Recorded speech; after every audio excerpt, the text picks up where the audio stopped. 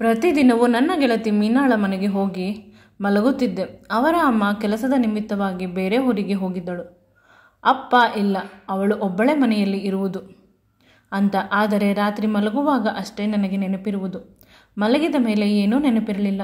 ಬೆಳಿಗ್ಗೆ ತಲೆಯೆಲ್ಲ ಭಾರ ಅಂತ ಅನಿಸುತ್ತಿತ್ತು. ಕೆಲವು ಬಾರಿ ಹೊಟ್ಟೆ ತುಂಬ ನೋವು ಅಂತ. ನನ್ನ ಬಟ್ಟೆಯೂ ಕೂಡ ಅಸ್ತವ್ಯಸ್ತವಾಗಿ ಇರುತ್ತಿತ್ತು. ಆದರೆ ಇಂದು ಆಶ್ಚರ್ಯವೆಂದರೆ ನನ್ನ ಕತ್ತಿನ ಮತ್ತು ಕೆನ್ನೆಯ ಮೇಲೆ ಯಾರೋ ಕಚ್ಚಿದ ಗುರುತುಗಳಿವೆ. ಮೀನಾಳ ಹತ್ತಿರ ಕೇಳಿದಾಗ, ರಾತ್ರಿ ನಾನೇ ನಿದ್ದೆಗಣ್ಣಲ್ಲಿ ಕಚ್ಚಿರಬೇಕು, ನೀನು ನನ್ನ ಪಕ್ಕ ಮಲಗಿದ್ದೆ ಅಲ್ಲವೇ ಅಂತ ನಗುತ್ತಾಳೆ. ಇವುಗಳಿಗಿಂತ ಆಶ್ಚರ್ಯವಾದ ವಿಷಯವೆಂದರೆ ಸ್ವಲ್ಪ ದಿನದಲ್ಲೇ ನಾನು ಪ್ರೆಗ್ನೆಂಟ್ ಆದೆ. ಯಾವುದೋ ಗಂಡಸಿನ ಸಂಬಂಧವಿಲ್ಲದೆ. ಅದು ಹೇಗೆ ಸಾಧ್ಯ? ಮೀನಾಳನ್ನು ಕೇಳಿದಾಗ ಅವಳು ಸರಿಯಾಗಿ ಉತ್ತರಿಸಲಿಲ್ಲ. ಬೇಸರವಾಗಿ ಸಾಯಲು ಹೋಗುತ್ತಿದ್ದೆ. ಆಗ ಯಾವುದೋ ಒಂದು ಕಾಣದ ಕೈ ನನ್ನನ್ನು ರಕ್ಷಿಸಿತು. ಅದು ಹೇಳುವ ಮಾತನ್ನು ಕೇಳಿ ನಾನು ಬೆಚ್ಚಿಬಿದ್ದೆ. ಮುಂದೆ ನನ್ನ ಹೆಸರು ಕಾವ್ಯ, ಅಪ್ಪ ಅಮ್ಮನ ಮುದ್ದಿನ ಮಗಳು. ಒಂದು ಸಮಯದಲ್ಲಿ ಈಗ ಇಬ್ಬರೂ ಇಲ್ಲ. ಅತ್ತಿಗೆ ಮತ್ತು ಅಣ್ಣ ನನ್ನನ್ನು ತುಂಬ ಪ್ರೀತಿಯಿಂದ ನೋಡಿಕೊಳ್ಳುತ್ತಿದ್ದಾರೆ ಅಂತ ಇಡೀ ಪ್ರಪಂಚ ಅಂದುಕೊಳ್ಳುತ್ತದೆ. ಅಣ್ಣನಿಗೆ ನನ್ನನ್ನು ಚೆನ್ನಾಗಿ ನೋಡಿಕೊಳ್ಳಬೇಕು ಅನ್ನುವ ಆಸೆ ಇದ್ದರೂ ಅತ್ತಿಗೆ ಬಿಡುವುದಿಲ್ಲ. ತುಂಬ ಕಷ್ಟ ಕೊಡುತ್ತಾಳೆ. ಜೀವನ ಸಾಕಾಗಿ ಹೋಗಿದೆ. ಒಮ್ಮೊಮ್ಮೆ ಅನಿಸುತ್ತದೆ ಬದುಕು ಸಾಕು, ಮುಗಿಸಿಬಿಡೋಣ ಅಂತ. ಆದರೆ ಅಪ್ಪ ಅಮ್ಮ ಸಾಯುವಾಗ ಹೇಳಿದ ಮಾತನ್ನು ಕೇಳಿ ಬದುಕಬೇಕು ಅಂತ ಸುಮ್ಮನಾಗುತ್ತೇನೆ. ನಮ್ಮ ಬದುಕು ಮುಗಿಯಿತು. ಆದರೆ ಬದುಕಿನಲ್ಲಿ ಯಾವುದೇ ಸಮಸ್ಯೆಗಳು ಇದ್ದರೂ ನೀನು ಸಾಯುವ ಪ್ರಯತ್ನವನ್ನು ಮಾಡಬಾರದು ಅಂತ. ಏಕೆಂದರೆ ಅಪ್ಪನಿಗೆ ಸಾಲವು ತುಂಬ. ಹಾಗೆ ಅಪ್ಪ ಅಮ್ಮ ಇಬ್ಬರು ಸೂಸೈಡ್ ಮಾಡಿಕೊಂಡರು. ಅಪ್ಪ ಒಬ್ಬರೇ ಸಾಯೋದ್ರಲ್ಲಿ ಇದ್ದರು. ಆದರೆ ಅಮ್ಮ ನಾನು ಕೂಡ ಬರುತ್ತೇನೆ ಅಂತ ಹೋದರು. ಅವರು ಸತ್ತ ಮೇಲೆ ಸಾಲ ಎಲ್ಲ ವಜವಾಯಿತು. ಆಗ ಅಮ್ಮ ಒಂದು ಮಾತು ಹೇಳಿದರು, ನಮ್ಮ ಬದುಕು ಮುಗಿದು ಹೋಯಿತು, ನೀವುಗಳು ಚೆನ್ನಾಗಿ ಇರಬೇಕು. ಬದುಕಿನಲ್ಲಿ ಏನೇ ಕಷ್ಟಗಳು ಬಂದರೂ ಸಾಯುವ ಪ್ರಯತ್ನವನ್ನು ಮಾಡಬಾರದು.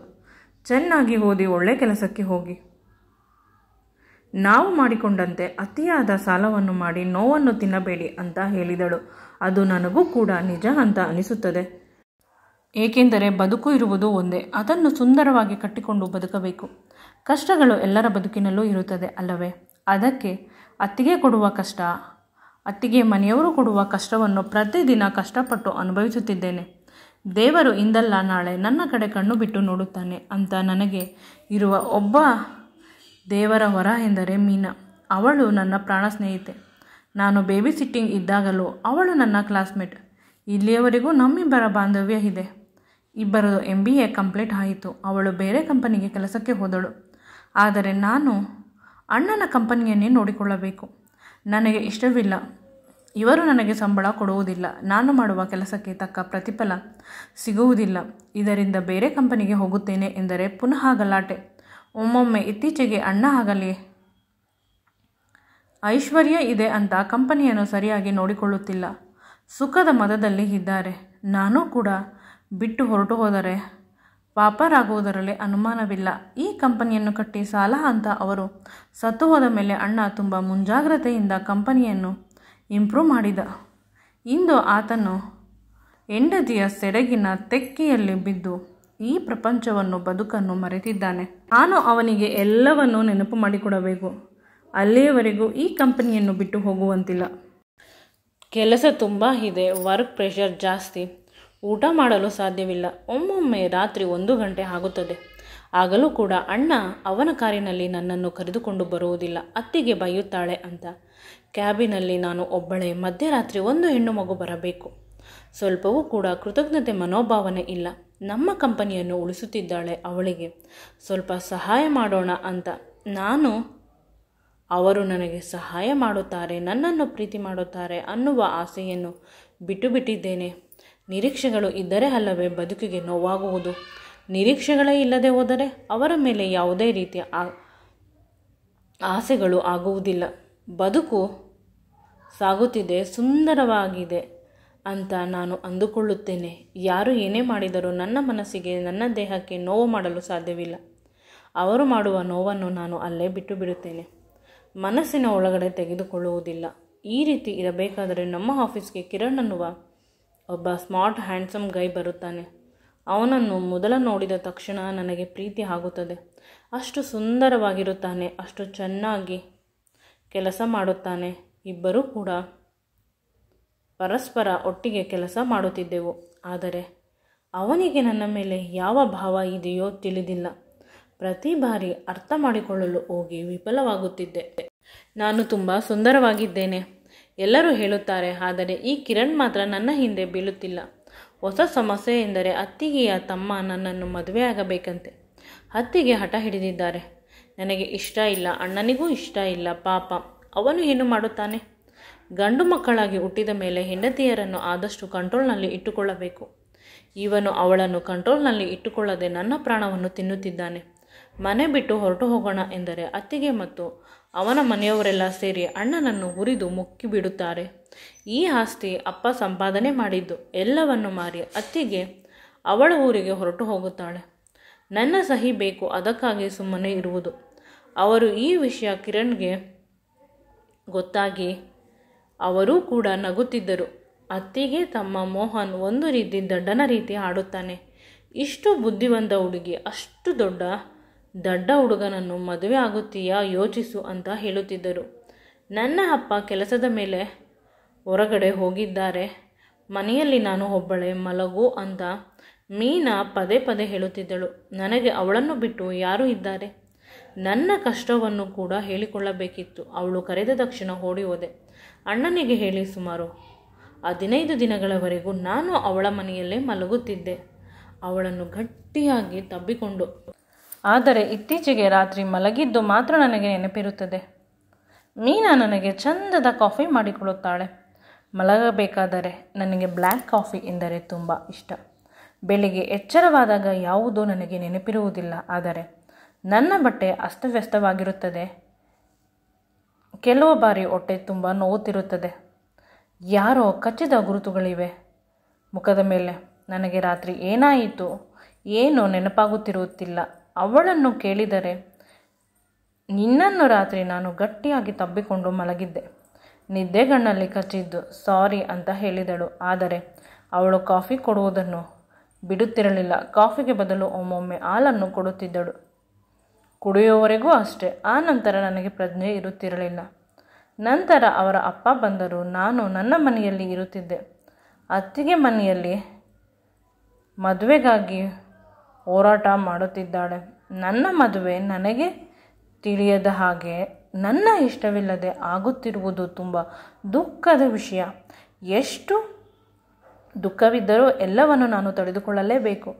ಇಂದು ಹೂ ಮುಡಿಸುವ ಶಾಸ್ತ್ರ. ಮನೆಯಲ್ಲಿ ಎಲ್ಲ ನಂಟರುಗಳು ಬಂದಿದ್ದಾರೆ.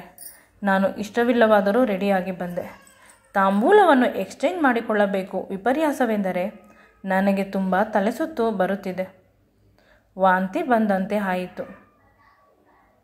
ವಾಮಿಟ್ ಮಾಡಲು ಎದ್ದು ಹೋದೆ. ಎಲ್ಲರೂ ನನ್ನ ಹತ್ತಿರ ಬಂದರು. ಡಾಕ್ಟರ್ ಬಂದು ಚೆಕಪ್ ಮಾಡಿದಾಗ ಪ್ರೆಗ್ನೆಂಟ್ ಅಂತ ಹೇಳಿದರು. ಎಲ್ಲರಿಗೂ ಬೇಸರವಾಯಿತು. ಅತ್ತಿಗೆ ಅಂತೂ ಜೋರಾಗಿ ಕಿರುಚಲು ಶುರು ಮಾಡಿದಳು. ಮನೆಯಲ್ಲಿ ದೊಡ್ಡ ಜಗಳ ಶುರುವಾಯಿತು. ಅಣ್ಣ ನನ್ನ ಕೈಯನ್ನು ಹಿಡಿದುಕೊಂಡು ಕೇಳಿದ, ಯಾವ ಹುಡುಗ ಅಂತ ಹೇಳು. ಯಾರ ವಿರೋಧ ಇದ್ದರೂ ಪರವಾಗಿಲ್ಲ, ನಾನು ಮದುವೆ ಮಾಡುತ್ತೇನೆ. ನಿನ್ನ ಖುಷಿ ನನಗೆ ಬೇಕಾಗಿರುವುದು. ನೀನು ನನಗೆ ಒಬ್ಬಳೆ ಮುದ್ದು ಬಂಗಾರ ಅಂತ ಅವನು ಕೂಡ ಅಳಲು ಶುರು ಮಾಡಿದ. ನನಗೆ ನಿಜವಾಗಲೂ ಏನೂ ಗೊತ್ತಿಲ್ಲ ಅಣ್ಣ, ನನ್ನನ್ನು ಕ್ಷಮಿಸು. ಅತ್ತಿಗೆ ಮನೆಯಿಂದ ಹೊರಗಡೆ ಹಾಕಿದ್ದಳು. ನಿನ್ನ ಮುಖವನ್ನು ನನಗೆ ತೋರಿಸಬೇಡ. ನೀನು ಯಾರೋ ಅಂತ ನಮಗೆ ಗೊತ್ತಿಲ್ಲ. ಆದರೆ ಪದೇ ಪದೇ ತಲೆಗೆ ಏನೋ ಒಂದು ಹೊಸ ವಿಷಯ, ಒಂದು ಹೊಸ ರೀತಿಯ ಅನುಭವ ನನ್ನ ದೇಹದಲ್ಲಿ ನನಗೆ ತಿಳಿಯದೆ ಆಗುತ್ತಿತ್ತು. ಮೀನಾಳ ಮನೆಯಲ್ಲಿ ಮಲಗಿದ್ದ ದಿನಗಳಲ್ಲಿ ಅವಳು ಕಾಫಿ ಕೊಟ್ಟ ಮೇಲೆ ನನಗೆ ಎಚ್ಚರವಾಗುತ್ತಿರಲಿಲ್ಲ. ಅವಳನ್ನು ಕೇಳೋಣ ಅಂತ ಫೋನ್ ಮಾಡಿದರೆ ಅವಳು ಸರಿಯಾಗಿ ಉತ್ತರಿಸದೆ ಫೋನನ್ನು ಕಟ್ ಮಾಡಿಬಿಟ್ಟಳು. ಇನ್ನೂ ಇವಳಿಂದ ಉತ್ತರ ಸಿಗುವುದಿಲ್ಲ. ಏನು ಮಾಡೋದು ಅರ್ಥವಾಗಿಲ್ಲ. ಅವಳ ಮನೆಯ ಹತ್ತಿರ ಹೋದರೆ ಅವರ ಅಪ್ಪ ಹೇಳಿದರು, ಅವರ ಆಫೀಸ್ನಿಂದ ಟ್ರಿಪ್ ಹಾಕಿದ್ದಾರೆ ಅಂತೆ. ಇನ್ನು 3-4 ದಿನವಾಗುತ್ತದೆ ಮೀನಾ ಬರುವುದು ಅಂತ ಹೇಳಿದರು. ಭೂಮಿ ಕುಸಿದಂತೆ ಆಯಿತು. ಏನು ಮಾಡಬೇಕು ಅಂತ ತಿಳಿಯುತ್ತಿಲ್ಲ. ನನ್ನ ಸಹಾಯಕ್ಕೆ ಯಾರೂ ಇಲ್ಲ. ಬದುಕು ತುಂಬ ಕಷ್ಟವಾಗುತ್ತಿದೆ. ಈ ಜೀವನ ಸಾಕು, ಮುಗಿಸಿಬಿಡೋಣ. ಅಮ್ಮನಿಗೆ ಕೊಟ್ಟ ಮಾತನ್ನು ಕೂಡ ಪದೇ ಪದೇ ನೋವು, ಅವಮಾನ. ನಾನು ಪ್ರೆಗ್ನೆಂಟ್ ಅಂತ ಇಡೀ ಊರಿಗೆ ಗೊತ್ತಾಗುತ್ತದೆ. ಅತ್ತಿಗೆಯಂತೂ ನನ್ನನ್ನು ಬಿಡುವುದಿಲ್ಲ. ಅಲ್ಲೇ ಇದ್ದ ಕಾಲುವೆಯ ಬಳಿ ಹೋದೆ. ಮೀನಾ ನನಗೆ ಮೋಸ ಮಾಡಿದಳು. ಅವಳ ಕೈವಾಡವಿಲ್ಲದೆ ಈ ರೀತಿ ಆಗಲು ಸಾಧ್ಯವಿಲ್ಲ. ಅಥವಾ ಅತ್ತಿಗೆ ಏನಾದರೂ ನನಗೆ ನಿದ್ರೆ ಔಷಧಿ ಕೊಟ್ಟು ಅವರ ತಮ್ಮನ ಜೊತೆ ಮಾಡಿಸಿರಬಹುದೇ ಅಲ್ಲವೇ? ಹಾಗಾದರೆ ಮದುವೆ ಮಾಡಿಸುತ್ತಿದ್ದರು. ಇಲ್ಲ, ಅಣ್ಣನನ್ನು, ಅದಕ್ಕಿಂತ ಹೆಚ್ಚಾಗಿ ಕಿರಣ್ಣನ್ನು ನೆನೆದು ಈಗ ಒಬ್ಬಳೇ ಹೋಗುತ್ತಿದ್ದೇನೆ. ನನ್ನನ್ನು ಕ್ಷಮಿಸು ಅಂತ ಇನ್ನೇನೋ ನೀರಿನಲ್ಲಿ ಬೀಳುವುದರಲ್ಲಿ ಇದ್ದೆ. ಹಿಂದೆಯಿಂದ ಯಾರೋ ನನ್ನನ್ನು ಬಂದು ಹಿಡಿದುಕೊಂಡು ಅವರ ಹತ್ತಿರ ಎಳೆದರು. ನಾನು ಅವರ ಮೇಲೆ ಬಿದ್ದೆ. ಇಬ್ಬರೂ ಕೂಡ ಸ್ವಲ್ಪ ಹೊತ್ತು ಪರಸ್ಪರ ಒಬ್ಬರ ಮುಖವನ್ನು ಒಬ್ಬರು ನೋಡಿಕೊಳ್ಳುತ್ತಿದ್ದೆವು. ಅದು ಬೇರೆ ಯಾರೂ ಅಲ್ಲ, ಬದುಕಿನಲ್ಲಿ ಒಂದೇ ಒಂದು ಬಾರಿ ನಾನು ಪ್ರೀತಿಸಿದ ಕಿರಣ್, ಅದಕ್ಕಿಂತ ಹೆಚ್ಚಾಗಿ ಪ್ರೀತಿಸುವ ಕಿರಣ್, ನನ್ನ ಮನಸ್ಸಿನಲ್ಲಿ ಪ್ರೀತಿಯ ಭಾವನೆಯನ್ನು ಹುಟ್ಟಿಹಾಕಿದ ಹುಡುಗ ಕಿರಣ್. ಅವನನ್ನು ನೋಡಿ ಖುಷಿಯ ಜೊತೆಗೆ ಆಶ್ಚರ್ಯವಾಗಿ ಗಟ್ಟಿಯಾಗಿ ತಬ್ಬಿಕೊಂಡು ಅಳಲು ಶುರು ಮಾಡಿದೆ. ಅವನು ಕೂಡ ನನ್ನ ತಲೆಯ ಕೂದಲನ್ನು ನೇವರಿಸುತ್ತಿದ್ದ. ಅವನನ್ನು ಗಟ್ಟಿಯಾಗಿ ನಾನು ತಬ್ಬಿಕೊಂಡೆ. ಅವನು ನನ್ನನ್ನು ಗಟ್ಟಿಯಾಗಿ ತಬ್ಬಿಕೊಂಡಿದ್ದ. ನಾನು ಬಂದಿದ್ದೇನೆ ಇನ್ನೇನು ಅನ್ನುವ ರೀತಿ ಇತ್ತು. ತುಂಬ ಖುಷಿ ಜೊತೆಗೆ ಸಾಂತ್ವನವಾಯಿತು. ಎಲ್ಲ ವಿಷಯವನ್ನು ಹೇಳಲು ಕಿರಣ್ ಹತ್ತಿರ ಶುರು ಮಾಡಿದೆ. ಆದರೆ ಅವನ ಮೃದುವಾದ ಕೈಗಳಿಂದ ಕಿರಣ್ ನನ್ನ ಬಾಯನ್ನು ಮುಚ್ಚಿ ನನ್ನನ್ನು ಗಟ್ಟಿಯಾಗಿ ಪುನಃ ತಬ್ಬಿಕೊಂಡ. ಇಷ್ಟೊಂದು ಸಲಿಗೆ ಇದೆ ಮೊದಲ ಬಾರಿ. ನಾನು ನಿನ್ನನ್ನು ಪ್ರೀತಿಸುತ್ತೇನೆ, ನಿನ್ನನ್ನೇ ಮದುವೆ ಆಗುತ್ತೇನೆ ಅಂತ ಕಿರಣ್ ಹೇಳಿದ. ನಾನು ಎಷ್ಟೋ ದಿನಗಳಿಂದ ಹೇಳಬೇಕು ಅಂತ ಅಂದುಕೊಂಡಿದ್ದ ಮಾತನ್ನು ಕ್ಷಣ ಮಾತ್ರದಲ್ಲಿ ಇಂದು ಕಿರಣ್ ಹೇಳಿದಾಗ ಖುಷಿಗಿಂತ ಹೆಚ್ಚಾಗಿ ದುಃಖವಾಯಿತು.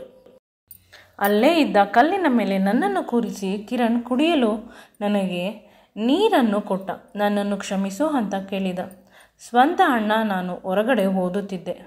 ನಾನು ಸರಿಯಾಗಿ ಓದುತ್ತಿಲ್ಲ ಪೋಲಿ ಅಂತ ಅಪ್ಪ ಅಮ್ಮ ನಾನು ಒಬ್ಬ ಮಗ ಇದ್ದೇನೆ ಅನ್ನುವುದನ್ನು ಕೂಡ ಮರೆತು ಬಿಟ್ಟಿದ್ದರು. ಆದರೆ ಚಿಕ್ಕ ವಯಸ್ಸಿನಲ್ಲಿ ಹುಡುಗಾಟವನ್ನು ಆಡುತ್ತಿದ್ದೆ. ಬೆಳೆಯುತ್ತಾ ನನಗೂ ಕೂಡ ಕಷ್ಟ, ನೋವು, ಸುಖ, ನಲಿವು ಎಲ್ಲ ತಿಳಿದು ಪ್ರಬುದ್ಧವಾಗಿ ಒಳ್ಳೆಯ ಹುಡುಗನಾದೆ. ಚೆನ್ನಾಗಿ ಓದಿದೆ. ನಿಮ್ಮ ಆಫೀಸ್ನಲ್ಲಿ ಕೆಲಸಕ್ಕೆ ಸೇರಿದಾಗ ನಿಮ್ಮನ್ನು ನೋಡಿದ ಮೊದಲ ದಿನವೇ ನನಗೆ ಪ್ರೀತಿ ಆಯಿತು. ಎಲ್ಲವನ್ನು ವಿವರಿಸಿದಾಗ ತಿಳಿಯಿತು ನನ್ನ ಸ್ವಂತ ತಂಗಿ ಮೀನಾಳ ಪ್ರಾಣ ಗೆಳತಿ ಅಂತ.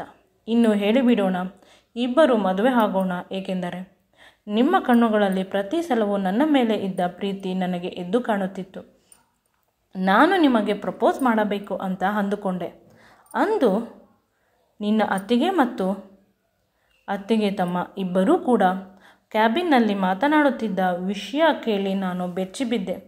ನಿಮ್ಮ ಮದುವೆ ಮಾಡಿಕೊಂಡು ಎಲ್ಲ ಆಸ್ತಿಯನ್ನು ಅವರ ಹೆಸರಿಗೆ ಬರೆಸಿಕೊಳ್ಳುತ್ತಾರಂತೆ. ಆನಂತರ ನಿಮ್ಮನ್ನು ಮತ್ತು ನಿಮ್ಮ ಅಣ್ಣನನ್ನು ತಿನ್ನುವ ಊಟದಲ್ಲಿ ವಿಷ ಹಾಕಿ ಸಾಯಿಸಿ ಬಿಡುತ್ತಾರಂತೆ. ನಿಮ್ಮ ಅತ್ತಿಗೆ ತಮ್ಮನಿಗೆ ಈಗಾಗಲೇ ಮದುವೆ ಆಗಿ ಮಕ್ಕಳಿದ್ದಾರೆ. ಆಸ್ತಿಯ ಆಸೆಗಾಗಿ ನೀವು ಬೇಡ ಅಂದರೂ ಕೂಡ ನಿಮಗೆ ತಾಳಿ ಕಟ್ಟಿಸಲು ರೆಡಿಯಾಗಿದ್ದರು. ಅಕಸ್ಮಾತ್ ನೀವು ಮದುವೆ ಬೇಡ ಅಂತ ಓಡಿ ಹೋದರೆ ನಿಮ್ಮ ಅಣ್ಣ ಆತ್ಮಹತ್ಯೆ ಮಾಡಿಕೊಂಡು ಪತ್ರವನ್ನು ಬರೆದು ಅನ್ನುವ ರೀತಿ ನಿಮ್ಮ ಅಣ್ಣನ ಪ್ರಾಣವನ್ನು ತೆಗೆಯುತ್ತಾರೆ. ಇವೆಲ್ಲವನ್ನು ನಿಧಾನವಾಗಿ ಯೋಚಿಸಿ ನಾನು ಒಂದು ನಿರ್ಧಾರ ಮಾಡಿದೆ. ನಿಮ್ಮ ಅಪ್ಪ ಅಮ್ಮ ಸಾಯೋದಕ್ಕಿಂತ ಮುಂಚೆ ನಿಮ್ಮ ಎಲ್ಲ ಆಸ್ತಿಯನ್ನು ಅವರ ಮಕ್ಕಳಿಗೆ ಬರೆದಿಲ್ಲ, ಬದಲಿಗೆ ಅವರ ಮೊಮ್ಮಕ್ಕಳಿಗೆ, ಅಂದರೆ ನಿಮಗಾಗಲಿ ನಿಮ್ಮ ಅಣ್ಣನಿಗಾಗಲಿ ಮಕ್ಕಳಾದರೆ ಅವರ ಮಕ್ಕಳಿಗೆ ಅಂತ ಬರೆದಿದ್ದಾರೆ. ಈಗ ನೀವು ಪ್ರೆಗ್ನೆಂಟ್ ಅಂತ ವಿಷಯ ತಿಳಿಯಿತು. ನಿಮ್ಮ ಮಗುವನ್ನು ಸಾಯಿಸಲು ಅತ್ತಿಗೆ ಹೊಂಚು ಹಾಕುತ್ತಿರುತ್ತಾರೆ. ಆದರೆ ಜನಗಳ ಎದುರಿಗೆ ನಿಮ್ಮನ್ನು ಮನೆಯಿಂದ ಹೊರಗೆ ಹಾಕಿರುವುದು. ನೀವು ಹೇಗಿದ್ದರೂ ವಿಧಿ ಇಲ್ಲದೆ ಅಣ್ಣನ ಮೇಲಿನ ಕುರುಡು ಪ್ರೀತಿಯಿಂದ ಪುನಃ ಅದೇ ಮನೆಗೆ ಹೋಗುತ್ತೀರಾ ಅಂತ ಅವರಿಗೆ ಗೊತ್ತು. ಇಷ್ಟೆಲ್ಲ ನಿಮಗೆ ಹೇಗೆ ತಿಳಿಯಿತು ಅಂತ ಕೇಳಿದಾಗ ಅಪ್ಪ ಹೇಳಿದರು, ನನ್ನ ಅಪ್ಪ ಮತ್ತು ನಿಮ್ಮ ಅಪ್ಪ ಇಬ್ಬರು ಪ್ರಾಣ ಸ್ನೇಹಿತರು ಅಲ್ಲವೇ? ನಿಮ್ಮ ಮನೆಯ ಆಸ್ತಿಗಳು ಯಾರ್ಯಾರಿಗೆ ಎಷ್ಟೆಷ್ಟು ಎಲ್ಲವೂ ಕೂಡ ಅಪ್ಪನಿಗೆ ತಿಳಿದಿರುತ್ತದೆ. ನಿನಗೆ ತಿಳಿದರೆ ನೀನು ನನ್ನ ಜೊತೆ ಸ್ಪಂದಿಸುವುದಿಲ್ಲ ಮದುವೆಗಿಂತ ಮುಂಚೆ ಅಂತ. ನಾವಿಬ್ಬರು ಮದುವೆ ಮಾಡಿಕೊಳ್ಳುತ್ತೇವೆ ಅನ್ನುವ ವಿಷಯ ಗೊತ್ತಾದರೆ ಅಂದೇ ನಾವಿಬ್ಬರು ಇರುತ್ತಿರಲಿಲ್ಲ. ನಿಮ್ಮ ಅತ್ತಿಗೆ ಏನಾದರೂ ಮಾಡುತ್ತಿದ್ದರು. ಅದಕ್ಕೆ ಪ್ರತಿ ರಾತ್ರಿ ನೀವು ಮಲಗಿದ ತಕ್ಷಣ ನಿಮ್ಮ ಜೊತೆ ಇಷ್ಟವಿಲ್ಲದಿದ್ದರೂ ಅನೈತಿಕವಾಗಿ ಸಂಬಂಧವನ್ನು ಬೆಳೆಸುತ್ತಿದ್ದೆ. ದಯವಿಟ್ಟು ನನ್ನನ್ನು ಕ್ಷಮಿಸಿ.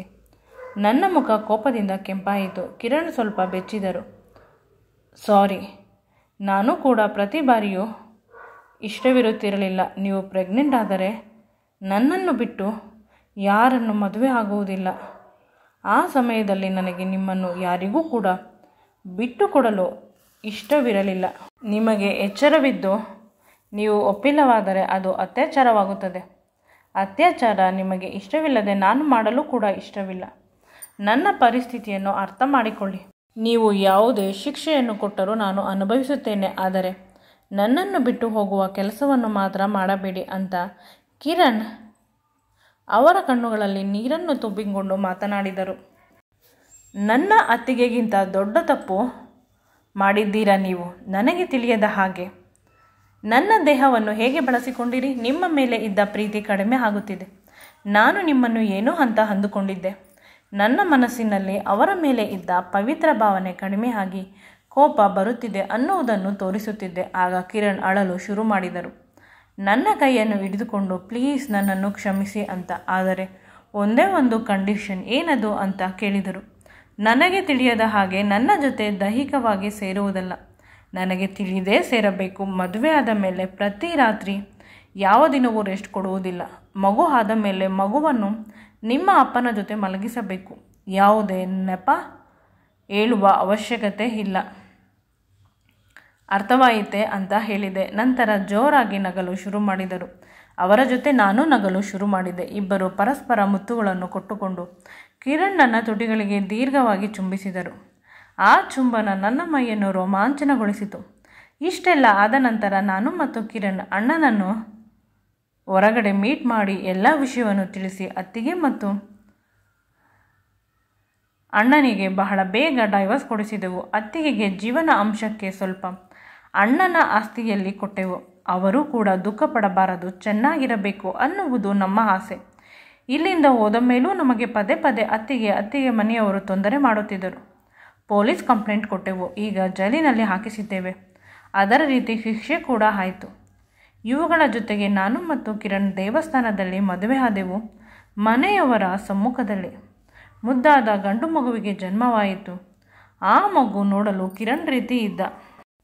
ನಮ್ಮ ಬದುಕು ಸರಿ ಹೋಯಿತು. ಈಗ ಅಣ್ಣನ ಬದುಕನ್ನು ಸರಿ ಮಾಡಬೇಕು.